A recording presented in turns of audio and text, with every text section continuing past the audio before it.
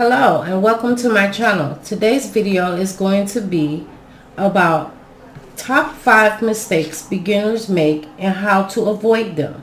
Remember, if you like these kind of videos, to give it a thumbs up so that I know what kind of videos to bring you in the near future. If you do like these type of videos, please subscribe to my channel. Subscribing really helps in supporting my channel and getting it in front of as many adult coloring YouTubers as possible. Also, don't forget to hit the notification bell so that you will be notified whenever I upload new videos. In the description box is where you can find a link to my Facebook group if you would like to join us over there, where we do color alongs, live coloring chats, and coloring giveaways. In the description box, you can also find a link to my Instagram, TikTok, and Twitter if you would like to follow me on one of those. Now let's have some fun and get into this tutorial. So when I decided to make this tutorial, I thought, how can I help beginners to not make the same mistakes I made in the beginning of my coloring journey? These top 5 mistakes are so important and the ones that I think that beginners make the most. So why not share them with you guys so you can avoid them or either correct them now?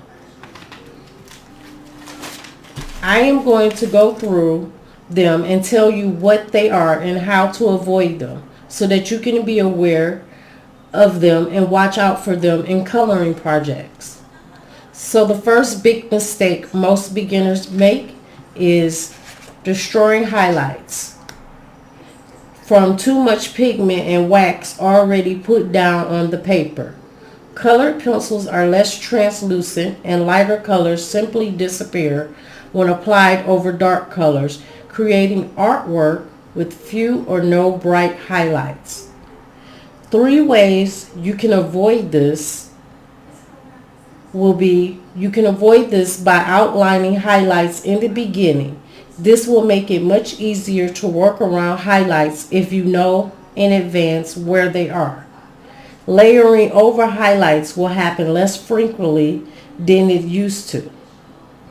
The second way to avoid the mistake is learning to lift color with an eraser or putty from brightest areas.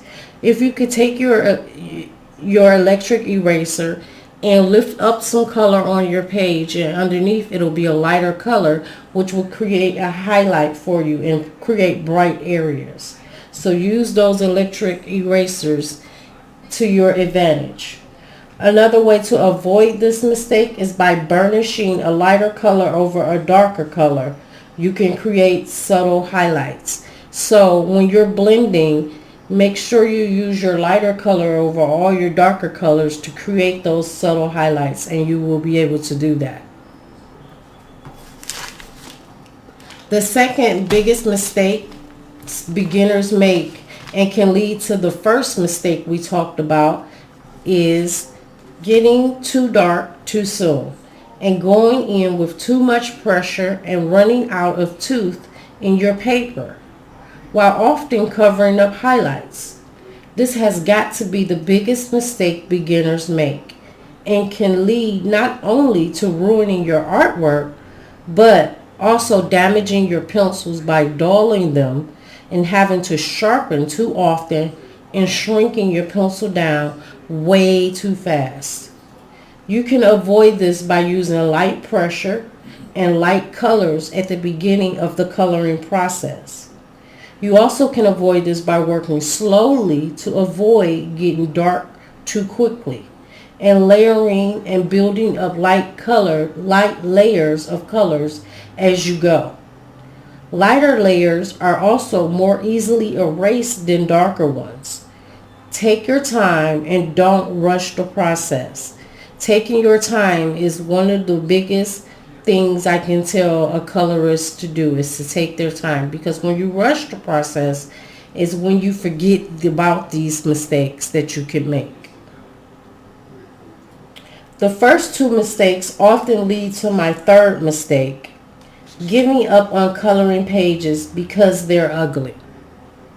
Giving up too soon and abandoning a piece will often a little more work and you could have gotten past the problem. Avoid this by remembering every piece goes through an awkward or ugly phase. Remember that in the beginning when you're starting out, it's not finished. So yes, your piece will look ugly and not put together. Every piece goes through that.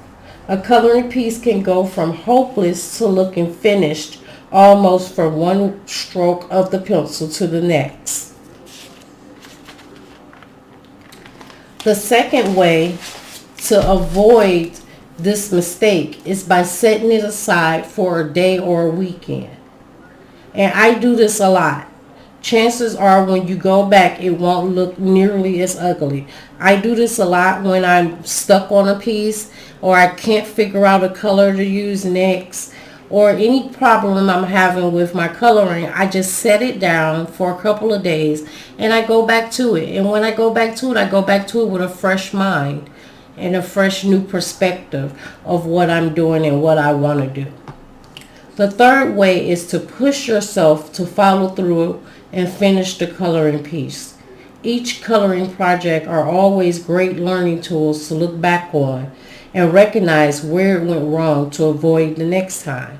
So even though you feel like that coloring piece did not work out the way that you wanted it to work out and it still looks ugly to you, that piece can always be a learning tool and you can go and look at that piece, but you have to finish it in order for it to be a learning tool.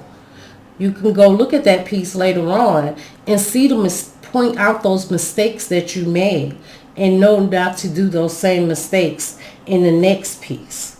So that will be your example piece of what not to do. Mistake 4 is giving up on your pages because they're taking too long. Even if a coloring skipped the ugly phase, it sometimes can take so long to finish and you just get tired of it. Especially large projects and new colorings start to look real attractive and a lot more exciting. This makes it easy just to give up on. I think we have all been there when this starts to happen. I know I have. But the way to avoid this is by working in sections. You can divide the page into sections by square inches and finish one section at a time instead of focusing on the whole page. So instead of focusing on your whole page, just do a little at a time. Do, the right hand corner, then work your way around the page. And don't focus on everything at once.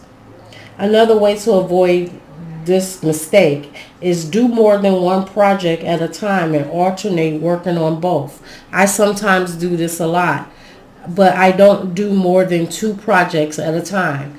Doing more than 2 projects at a time will kind of throw you off, and it's too much to work through at once. So I recommend only doing 2 projects at a time and alternating between those projects. Whenever you get tired of one, you can go to another one and then alternate back to the one you're tired of and keep doing that back and forth until you finish the project. This also helps you get through it and helps you push along through your project.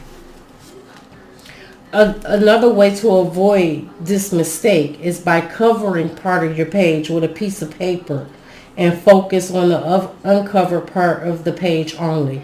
This is just like working on the sections that I talked about.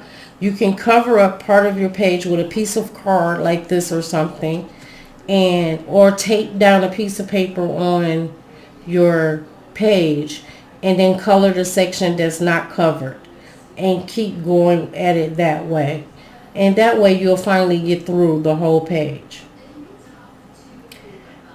Every beginner seems to make this last mistake of comparing themselves to other colorists. Don't compare your coloring to someone else's. This will only discourage you. Every colorist has their own style of coloring. Comparing hinders you from developing a style of your own. It's okay to get inspiration from another colorist. All beginners do that because that's how we learn. Just remember that your coloring journey may be different from the next colorist. You may have only been coloring for months when the next colorist may have been doing it for years. Remember, practicing coloring and following tutorials will help you develop all the techniques you need to become a great colorist too. If you avoid these 5 mistakes that we discussed today, you as a beginner will flourish and your coloring skills will definitely improve over time and you will grow into a mature colorist with coloring that comes to life and pop off the pages. Least and last, have fun. Always have fun when you're doing your coloring projects. That's the goal. That's the number one goal to this art, is having fun. If it's not fun, it's not worth doing. So I'm going to wrap this up, and I want to thank you guys for joining me again, and please remember to subscribe. Don't forget to hit the notification bell, and also a reminder that I have my Facebook group if you want to join us over there for all things adult coloring. Again, thanks for joining me and have a colorful day. Bye.